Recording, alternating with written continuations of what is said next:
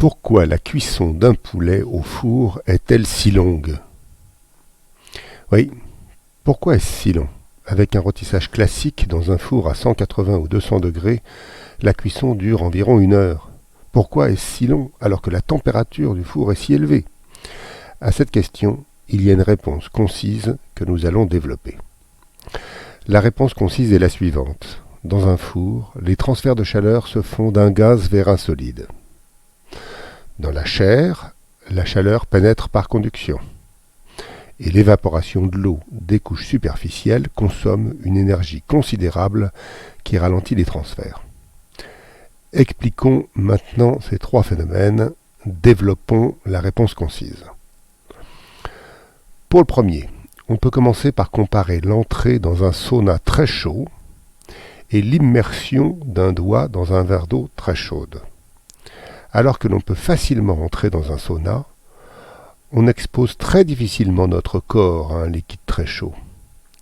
Et en effet, les transferts de chaleur d'un liquide à un solide sont beaucoup plus efficaces que d'un gaz à un solide.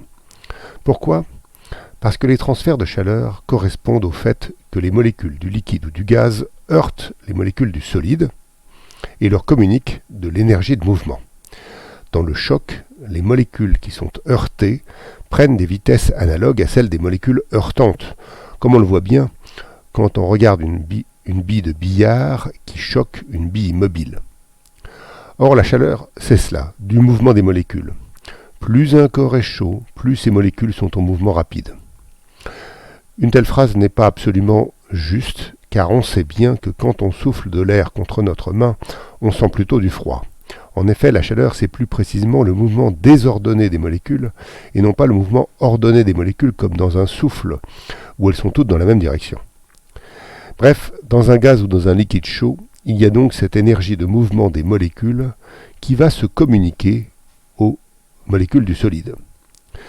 Or, un liquide est bien plus dense qu'un gaz, ce qui signifie qu'il y a beaucoup plus de choc dans le cas du contact liquide-solide que dans le cas du contact gaz-solide, de sorte que le transfert de chaleur est bien plus efficace à partir d'un liquide que d'un gaz. Les transferts de conduction maintenant. C'est en réalité ce que nous venons d'évoquer. Des molécules d'un échantillon de matière heurtent des molécules d'un autre échantillon de matière.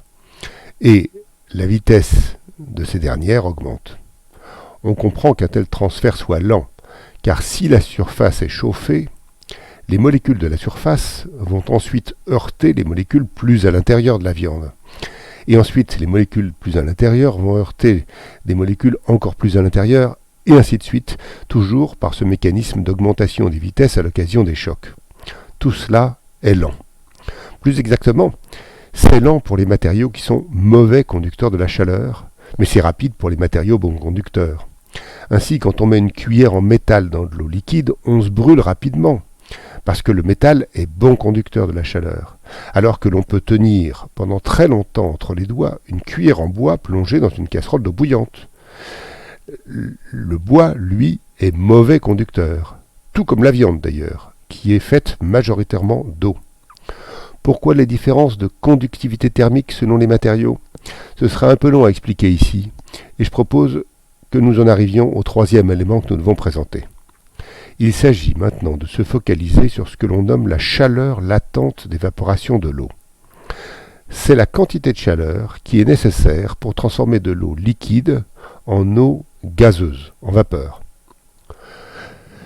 Or, même quand la température de l'eau est de 100 degrés, juste avant l'ébullition, il faut une énergie considérable pour la faire passer de l'état liquide à l'état gazeux. En effet, le fait que l'eau soit liquide correspond à l'existence de forces puissantes entre les molécules d'eau. Pour faire passer l'eau liquide à l'état gazeux, il faut apporter une énergie supérieure à l'énergie de ces liaisons afin de les rompre. Et l'on s'aperçoit facilement que cette énergie est considérable quand on examine une simple casserole d'eau que l'on fait bouillir. Partant d'une température ambiante d'environ 20 degrés, on voit la chaleur du feu augmenter progressivement la température de l'eau, 30 degrés, 40 degrés, etc., jusqu'à ce que l'on atteigne 100 degrés. Mais là, il faut tant d'énergie pour rompre les liaisons entre les molécules d'eau que, tant qu'il y a de l'eau liquide dans la casserole, la température n'augmente plus et elle reste à 100 degrés. On voit donc que cette question de vaincre les forces entre les molécules d'eau liquide est fondamentale et ce mécanisme se retrouve dans le poulet rôti. L'air chaud qui environne le poulet transfère de l'énergie à la chaleur. La température de la chair augmente progressivement jusqu'à obtenir 100 degrés. Mais nous avons dit que les aliments sont majoritairement faits d'eau, et notamment la viande, qui en contient environ 75%. De sorte que la température du poulet, dans le poulet, sera toujours limitée à 100 degrés tant qu'il y aura de l'eau dans la chair. Or, le poulet qui cuit comporte deux parties, le centre et la croûte. La croûte, c'est cette partie où toute l'eau de la viande a été évaporée, de sorte que la température a pu dépasser 100 degrés. La croûte est très mince. On le voit mieux sur un pain, un gâteau ou un soufflé, où après 1 heure de cuisson environ, il n'y a qu'1 ou 2 mm de croûte. Si l'on avait mis un thermomètre dans le pain, le gâteau ou le soufflé, on aurait vu que la température était restée partout inférieure à 100 degrés, sauf dans la croûte. À l'extérieur de la croûte, la température est celle du four, et à l'intérieur de la croûte, juste à l'intérieur, elle est exactement de 100 degrés. Or, avec une différence de température de 100 degrés pour l'intérieur de la croûte et de 20 degrés au cœur du poulet, le transfert de chaleur est lent parce que la différence de température est faible. Bref, ce mécanisme d'évaporation de l'eau réduit les transferts de chaleur et ralentit la cuisson. Finalement, avec ces divers phénomènes, on voit que le rôtissage classique n'est pas un procédé très efficace et l'on comprend pourquoi l'emploi de micro-ondes qui viennent déposer l'énergie à cœur des aliments, permet des cuissons bien plus rapides. Il manque la croûte. Qu'est-ce qui nous empêche de cuire d'abord par micro-ondes, puis de faire cette croûte avec un chalumeau ou une résistance électrique? Ça, c'est pour les gens pressés. Mais il y a une autre solution pour des cuisiniers pas pressés, mais qui veulent faire du très bon. C'est la basse température, qui a l'avantage de conserver des chairs très tendres et juteuses.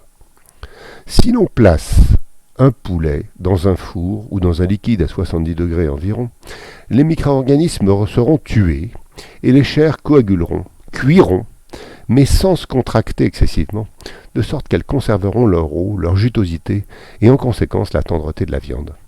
Le phénomène est le même que pour les œufs que j'avais fautivement nommés parfaits quand je les avais inventés il y a plusieurs décennies. Mais ce serait trop long d'expliquer tout cela et je renvoie vers des billets. Avec un poulet qui est cuit à basse température, on a donc une chair très tendre, juteuse, mais où il manque encore la croûte. Qu'à cela ne tienne, l'emploi, pendant quelques dizaines de secondes, d'un chalumeau ou mieux d'un pistolet décape-peinture permet d'obtenir cette croûte, et c'est ainsi que l'on évitera avec bonheur les volailles sèches que on nous a trop souvent infligées à Noël. Avec la compréhension des phénomènes, nous cuirons enfin des volailles merveilleuses.